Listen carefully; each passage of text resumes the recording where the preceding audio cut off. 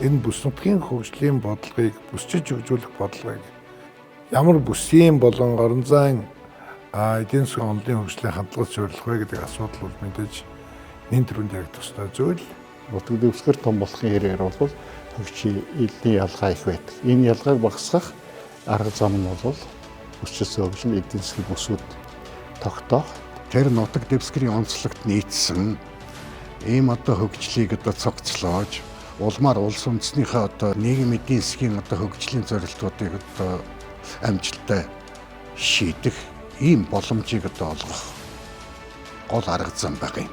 Кластер яаж хөгжиж байгаа вэ гэдэг талын асуудал гарч ирэхэд улс орнуудад өөр өөрийн жишээ туршлагатай. Тэгэхээр мэдээж Монгол улс өөрийн гэсэн давтагдшгүй тэр хөгжлийн замыг олох үе дээрээ бид нар ирээд байгаа болов уу гэж боджээ. Өссөн хөгжнүүд одоон бүсээр хөгжин. За одоон бүсэд мэдээж хөдөө аж ахуй, аж үйлдвэрлэл, аюулгүй жуулчлал, уул уурхай гэх мэт тодорхой хэмжээгээр өөр өөрсдийн онцлогт хөрвүүлэн хөгжүүлэхээр төлөвлөсөн байгаа. За мэдээж энэ бүс болгон дээр хүнс хөдөө аж ахуй хөнгөн үйлдвэрлэлийн хөгжлийг тусгаж өгсөн байгаагаар онцлогтой байгаа юм аа. Яагаад гэвэл манай Монгол улс өөрөө хөдөө аж ахуйн орн учраас мадаас гарч байгаа түүхий бүтээгдэхүүнийг эцсийн бүтээгдэхүүн болж боловсруулах, цаашлаад өөрийнхөө улс орны үндэсний хэмжээний хэрэгцээг хангах, цаашлах юм бол бүс нутагтаа хүнс ээлжлүүлэгч улс болох тийм цомоохон зорилготойгоор ажиллаж байгаа.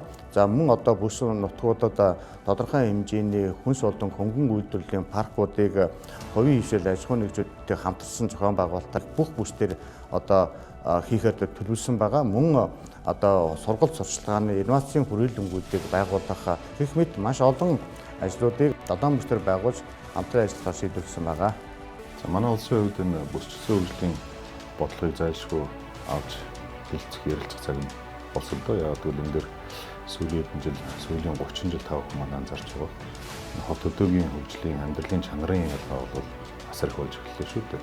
За үүнтэй уялдуулаад бүсчилсэн хөгжлийн асуудлыг бид зайлшгүй авч үзэх цаг нь болчиход байна.